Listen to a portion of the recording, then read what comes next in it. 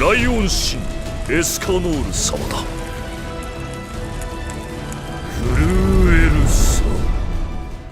Hey guys, what's up? Welcome back to the channel. It's Critic Alex, and I've got a brand new tier list that I cooked up for you in 7 Deadly Sins Grand Cross. And now, I am still not the most intelligent and most, knowledgeable player ever for this game. Obviously, you take a lot of wisdom from players that have done things that you haven't, that have characters that you haven't, because I don't have a full box yet. And of course, JP players, so shout out to all of them. But I think I have a pretty good grasp on the game now, a lot better than I had a month or so ago when I made the first tier list. So I've made quite a few additions to it, and I've moved quite a few characters around. And I've also created a little bit more of a classification, I think, for each character that I think is really helpful to understanding why certain characters are better than others and why most players gravitate towards certain characters over others. So, but of course, the standard disclaimer with all of these tier lists and things like that is this is just my opinion. You're welcome to disagree with me, and of course, if I make mistakes and things like that, I'm just human. It's normal. No one can be perfect with any tier list, especially when you've got 70 plus characters, and it's only going to get bigger in the future. So, starting us off with the S tier, and you can see there at the top we have the differentiations for each of the 4 categories. S tier, I think, in my opinion, are godly characters for multiple game modes, 2+ game modes, and that has to include PvP in some respect. So, there are characters that are very, very good for game modes, but they basically have no value in PvP. PvP is just such a big part of 7 Deadly Sins Grand Cross, not only for the diamonds, but also for the flexing and also for the shifting of the meta. A lot of characters get built up just for PvP, so it does have sort of a little bit more of a heavy skew, especially on global, since things like Training Cave aren't out yet. There really aren't a lot of other avenues to invest characters in rather than PvP, like besides PvP, once you've conquered all of the game mode stuff and once you've done like the final boss stuff and the deathmatch stuff. A tier characters are still very, very good, very amazing in 1 to 2 game modes, but they're just not as god tier, sort of BIS, best in slot, as the ones in S tier. They're a little bit worse in one way or another. And then B tier, we're getting a little bit worse here, obviously. You have characters that are great for 1 or more game modes, or for specific team comps. So, like, for example, Red Gilthunder is a really great example. He can be very good in PvP, but he requires a specific team comp. He requires a lot of heavy investment. You can't just throw him in on any team and he'll be good, like some of the A tier characters or some of the S tier characters can be. And then C tier is mostly good for very specific team combinations, so even more specific than B tier, and also for cosmetics. So a really good example down there at the bottom, you have the the green and blue Hauser, which you basically only build up for the cosmetics for the red Hauser. So, you can see if you look at these characters, they're just not very good. They don't even have very good uniques, so they're not really bringing a lot to the table in terms of their team composition, but they do bring, it's just like really bad. But they do bring a lot to the table in terms of their cosmetics and other things, and associations and things like that. They're still valuable. They're just not something that you should look at investing in first or second. So let's talk about the new characters on the list, and then we'll talk about some characters that moved down, because what I'm trying to really capture here is how the meta is shifting. And I find that it's really fun to watch players sort of gravitate to different team comps and different characters, and watch how then that influences and impacts other characters being used. So of course, Big Daddy Sunshine Escanor slams his way up to S tier. Escanor actually has a huge ripple effect in PvP, basically murdering the usage rates of a lot of blue characters. Now, this doesn't make the characters worse, but it does mean that players see Escanor so much that it basically creates a warning sign in their head. They're like, bro, this guy's green, and he smashes hard. So if I'm bringing blues, I'm just asking for it, right? And again, you can win against Escanor with blues on your team. I'm not saying that. Am I saying you should build a mono blue comp right now? Maybe not. We got the mono blues coming soon with Lilia and Demon Melly, but it definitely does have an impact. You're seeing fewer kings. You're seeing much fewer gallons.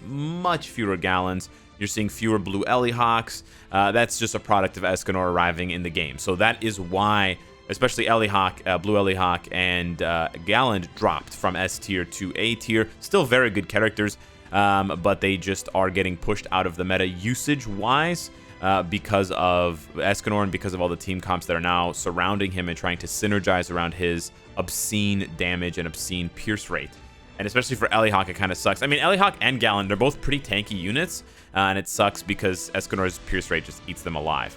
Of course, Red Halbram. I actually made the last tier list before Red Halbram was introduced, or when he had just been introduced. Red Halbram was actually a really great unit. I was a little bit, I was a little bit down on him. I kind of underplayed his value. It is still mostly for PvP, so keep that in mind. He doesn't have a ton of value outside of PvP, so maybe the S tier classification is a little bit less justified for him than everyone else, because I wouldn't say he's godly outside of PvP in any one game mode that comes to mind yet. He'll be very, very good for Training Cave, but he's just very, very good for PvP, and he creates a lot of different team comps. Like Kingbrum doesn't work without him. There's a bunch of other team comps. My current best team doesn't work without Halbram, so he's actually like a hidden engine. He's almost like a mini Gother in a way, because he enables so many other team comps to work, and he enables teams that don't rely on Merlin to still keep up with the alt rush meta that we have right now. And he's always threatening the Petrify, and he's got the buff removal alt, which will remain meta for a long time, because the buff meta has still not quite arrived. It sort of arrived with Galland, but it's going to arrive even more with some other characters. And then Hauser and Jericho are still very good. Jericho's seeing less play in PvP because of Escanor, and you don't want too many greens on your team because reds are so strong. But Hauser, still very, very good. His passive synergizes with Escanor. He hasn't lost any value whatsoever. Moving down to the A tier, I shuffled things around a little bit. Demon Melee gets a little bit of a bump. I've been seeing more Demon Melee team comps, especially with him in the sub, to just come in after Escanor nukes a blue, and then just, to run him over or run over whoever is left. So that is definitely a really cool counterplay that I've seen. Green Princess Eliz got a huge bump from Final Boss. So did Elaine. So I bumped them both up because of Final Boss and the value there. So you can't really deny that. Like, I can't really deny that. I also dropped green. I also dropped green Bon a lot. I just don't see him anymore. You saw him so much in PvP, but I think the Escanor sort of replaced him. Sorry, I had to sneeze. I think Escanor replaced him, and I think just having multiple greens on a team doesn't really seem appealing to many players, and maybe there's just a lack of synergy right now for him, but I just don't see him on many team comps, and I think if people want to go AoE, they usually just go with Hauser and some other options. Red Nunchuck Bond just very, very good for Crimson, like Red Liz Hawk and Demon Melee. And then Death Pierce and Deldry over there in the corner of A tier. I don't actually think these are A tier characters. I believe they're like mid to high B tier characters. But right now the troll meta for Deldry is definitely alive. It's small, it's niche, but it's there, so you have to acknowledge it. I also have a suspicion. I can't confirm it, but I think Deldry would be quite good for the story. It's a shame that you have to buy the Hawk Pass Premium, like it's not free to get Deldry, because I feel like Deldry would help a lot of players to stop relying on using mercenaries and using their friends' characters. Like, that's basically the biggest piece of advice that you have for new players who are stuck on, like, 73 Hendrickson or whatever, Galland later on, Gother later on. And it's like, okay, just use your friend's unit, right? Especially for free-to-play players. They don't have money to dump on this game. They can't just suddenly like raise up characters to 70 or whatever. So they have to rely on borrowing one of your units, and so you have to get friends, and you have to scroll through the list. It's kind of annoying. So I kind of think in the back of my mind that Deldry is good for the story mode, but I'll have to try to confirm it later on. But yeah, her and Death Pierce. Death Pierce is actually not bad. He's basically used almost exclusively for his unique, but his unique is quite good. And it's got multiple different uses, not only in PvP and in other content, but we've seen it in Final Boss as well with Jericho. So yeah, it's, he has relevance. He definitely has relevance. So that's why I wanted to put him and Deldry up there at A tier, but sort of away from all the other characters, because I don't actually think they're A tier characters, but I think right now they're being highlighted as sort of A tier-ish characters by the meta and by their usage rates. I think once Final Boss King disappears and once people sort of understand Deldry, I think they'll sort of fade into sort of B tier popularity, but that's what I think for now. And then the B tier is tough. It's very crowded. As you can see, there's 3 lines worth of characters. I'm not a big fan of having so many characters bunched into one tier, but that's how I really feel about a lot of these characters in this game, and that's where I think the justification comes for this game being so good and being so balanced is that although these characters are not, you can't have that many god tier characters, right? You sort of need a pyramid of, or whatever, that distribution, right? Where there's like a lot that are really good there's a few that are godly and a few that are trash, but most of the characters tend to the middle. I think that's sort of representative of why this game is so good and so balanced. But you have characters like, Blue Princess Liz, you've got Red Simon, you've got Green Jillian with Final Boss getting some value suddenly. You've got Red Twigo still gaining value from the mono red comps. You've got Blue Gila, who I completely slept on in the first tier list, but she is godly for farming. We've talked about Red Gil Thunder, Red Slater as well, getting some more play in PvP, especially on my team and other team comps that I've seen. But a lot of these characters, they just have some value, but you do have to invest in them to see that value. I'm still not 100% sure if someone can explain to me why Blue Meliodas is better than Green. I've seen other tier lists that have that. Sekapokos has that. I'm just not sure. I haven't seen his video to see if he actually justifies it, but I'm not sure. I also hope that Arden, I put Arden sort of middle of B tier. I hope that Arden is better than that.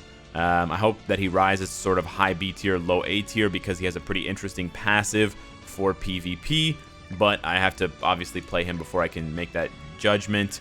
So yeah, I really like the idea of putting ult rush teams, wasting their food, and putting them in their place at the beginning of the match. And then of course the bottom, yeah, it's the bottom. I think maybe I'm gonna try to make something work with Ruin, but otherwise, yeah, a lot of those characters there, very, very niche value, and mostly for cosmetics / associations, and a few roles here and there for very specific team comps. So yeah, I don't want to keep this one too long, this tier list video. Let me know what you guys think of these characters and of their rankings. If you have changes for me, I can definitely whip up a new image and then post that online. I post these on the Discord server that has almost 10,000 members. It's a smattering of MFF players and 7 Deadly Sins players, and then people who just like games in general and are just chill people. So you should definitely check that out, and you can see at the very top we have a delineation for 7 Deadly Sins Grand Cross helpful info. So check that out. Thank you so much for watching. Let me know what your thoughts are, and I will see you in the next one. Take care.